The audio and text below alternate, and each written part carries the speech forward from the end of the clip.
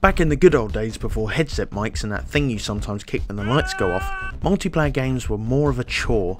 You'd have to call your friends who would have to walk over to your house or get lifts from their parents. They'd have to bring their controllers to you and plug them into the same console, and then you'd sit there all looking at one screen. And while I'm saying this, I assume you currently have 3 screens in front of you, you lucky bastard.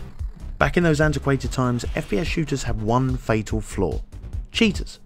Screen watchers that would peer over to your section of the screen to track your movements and plot your downfall. Screencheat alleviates this problem by making all players invisible. Made by the Melbourne-based Samurai Punk, and come on, that's a bitchin' name for a games dev. Screencheat is a time-splitters-esque FPS where the objective of the game is to kill your opponents, but by screen watching them. Now, if you can't already tell, this idea in and of itself, and I'm using a common game review term here, is fucking awesome. What these matches turn into is a confusing, infuriating test of cheating skill as you peer to your opponent's screen in an attempt to find out where they are and then promptly murder them.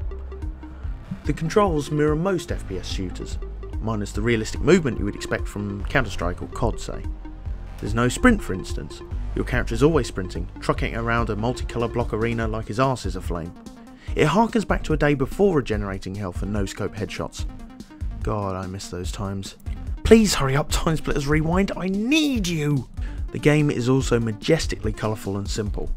Its charming detail coupled with small but competent level design means every match is painfully fun. And with a groovy soundtrack thrown in, Screencheat is definitely worth a go. Cons amount to some unbalanced weapons, no single player with bots, and of course the price. Although the developers are adding more and more content every day with handfuls of weapons, a few interesting, very sparse modes and only a couple of levels, the lack of content does put up a solid argument against the price.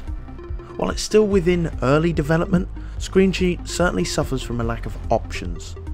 Also, those more interested in a realistic FPS experience will find little enjoyment in the zany antics that Screencheat so readily provides. In short, Screencheat is creative, ingenious, slightly repetitive fun. I would recommend getting it.